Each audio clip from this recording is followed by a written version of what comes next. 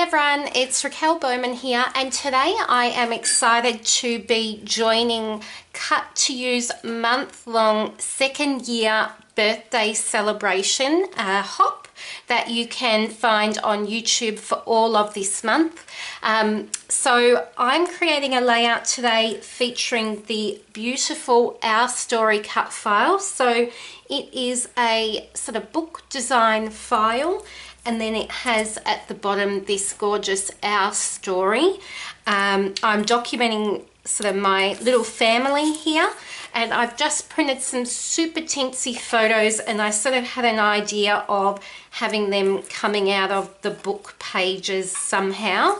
And I am using the Bloom Street collection. I have not opened this yet. I got it a little while ago and haven't had a chance to play. It's the first collection that I've bought in quite a while, so I'm excited to just create with it. I do have the paper pad here, so I'm not sure what I will use in terms of backing my cut file and things, but we'll see that as I go. So what you can do is you can use my discount code of Celebrate Raquel to get a discount which is, I think it's 20% off everything in the Cut to Use store up until the 31st of July. And which is an awesome deal, and I will definitely be purchasing some more cut files myself because I'm absolutely addicted to Gwen's files. And also we will, I think, yeah, it does go. I'm just checking my phone now. This is going until this hop until the 31st of July. So there are still another 1, 2, 3, 4, 5 more videos to come in the hop. You can go back and check and if you do a search, I think that Gwen will link them on her blog as well. But there's already been layouts from Gwen herself is making videos now, Amanda Jane, Vicky Parker, Belinda Jane, the fabulous Missy, Melinda Sweetman, and Sarah Scraps you would have seen already, and it's my turn today. So basically I'm just going to talk you through my process. I'm just looking forward to playing with a beautiful cut file, a awesome collection, and documenting another story of myself and my babes and my mister. So just going to get started, and I will talk you through my process as I go. I may be a bit rusty. It's been a little while between videos, but we'll get started now. Okay, so to begin with, I decided to just flick through the paper pad and look through and find any papers that I thought I could either use as a border around my layout or to back my cut file.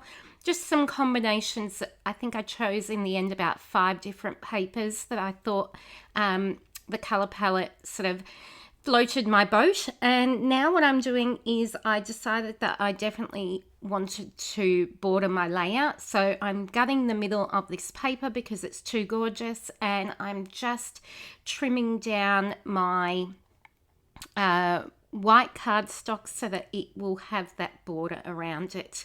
I'm using a fine line style bottle to back my cut file. I definitely don't think that I would be backing cut files without having some kind of a fine line tipped bottle, fine tipped bottle I should say.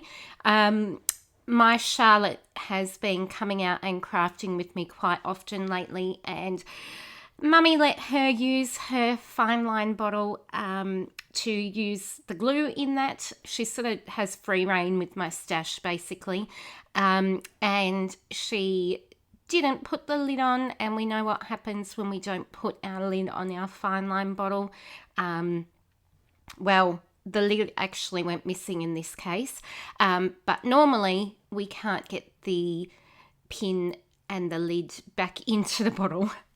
So I have a fine line bottle with no lid at the moment. So I did find in my stash of glues a fine line style bottle, which has been working fine, but it does run out quite quickly because it's a real small bottle.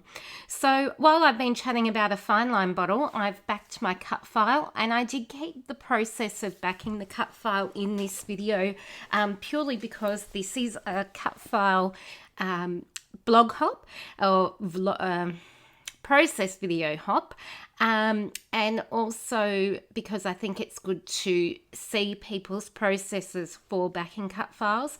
Mine has changed over time, and now what I tend to do is I adhere the part of the cut file to the pattern paper that I want to back it onto, and then I will fussy cut around and continue that way until my whole cut file is backed. But I have had to invest in some good fine tipped scissors to be able to do that. While I went through my whole stash of goodies and grabbed out some flowers, and I decided that I wanted to change the composition of the layout. So I ended up putting the book down the bottom, the open book cut file, and then I decided to put that Our Story at the top. But because the owl and the text of the cut file is very white, I felt like it wasn't standing out off the page enough. So I decided to fussy cut and create my own sort of offset of the word owl using that beautiful soft pink dot paper in the Bloom collection. And I really love how that turned out. If I had have thought more about it, I could have offset that in the cutting machine software, but because it was something that came as I was creating, I didn't do it at the time. But it didn't really take that long to adhere that down and cut that out. So I really love how this is looking now that I had moved the Our Story to the top and then the cut file to the bottom. You'll have to ignore my scrolling on my phone. I am in Victoria at the moment. Our COVID cases are getting quite high and quite scary, and I'm finding that I am reaching for my phone. I'm watching more news than I've ever watched in my life in terms of press conferences, because they're daily at the moment for us in Victoria. And I'm spending a lot of time on social media looking at numbers, probably obsessing a little bit. And I think that's because I live in a region that isn't currently in a stricter lockdown. So just announced today is that schooling, or when this video is up, it will have been yesterday, schooling in Victoria for Melbourne and Mitchell Shires is going to be remote learning again, which is a scary and daunting and huge undertaking for not only teachers, because I'm a teacher myself, but also for poor parents who are having to juggle so many things at home. So we haven't been announced in the region that I'm in, but I'm seeing and predicting that it might be in our near future, sadly. Hopefully everyone can do what they need to do and follow our rules, and we may not need to go down that path. But anyway, enough Corona talk, because this is a chance, watching a process video, to get away from it, isn't it? Because it's just everywhere at the moment. So what I am doing is I have added my little photos. I did border them in a really cute, soft yellow paper. I just liked how that made them stand off the layout and really pop and draw your attention to that, because after all, our photo is, and our stories are our focus of our pages. I have added and used a lot of foam adhesive either on the back of the cut files, as you can see me doing there, but also to adhere some extra little details of leaves to the floral cluster. I'm grabbing some more foam adhesive there to that floral piece. I also, for the bird, used some foam adhesive. I've created my own tag from one of the little pieces in the ephemera pack, which was more like a label, and I cut a fishtail out of the end and then used some crochet thread to sort of wrap that around one of the leaves in that floral cluster to the bottom right. I really love how that turned out, and I did use some foam adhesive again to pop that off the layout. Those little hearts that I've stuck are from the small sticker set, and I've popped them down the bottom.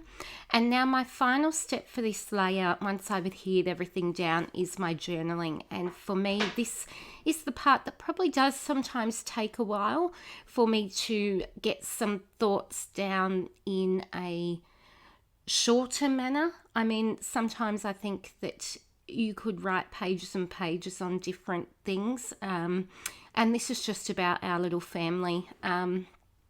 So there is myself and my husband and my 2 kids. So I've just written some journaling, which you can see some close-ups at the end. I love typewritten journaling. I love how it looks on a layout, and I love that it's getting our story down. So I've popped that on the page, and I'll use the fine tipped bottle again to adhere that. I do use my T-square ruler for things like journaling, just to make sure that it's straight at the start, and then I'll use that top piece as a guide to continue to adhere the rest down. I realised that I'd had the order a little bit wrong, so I quickly fixed that up before I stuck it down, thankfully. And then once I have finished this journaling, I'm going to slow the video down so that you can see some of the detail and dimension in the layout, and some close-up images as well. So thank you so much for watching this video. Be sure to check out the other videos as part of this YouTube hop to celebrate Cut to Use birthday, 2nd birthday. Crazy. And I have left towards the end of these close-ups my discount code again, so be sure to take advantage of that 20% off offer. You can click straight onto the video. Should work, hopefully, fingers crossed, to link you to the Cut to Use store, or I'll make sure to pop it in the comments below as well. Thanks so much for watching. Thank you, Gwen, for having me, and I will see you all soon. Bye.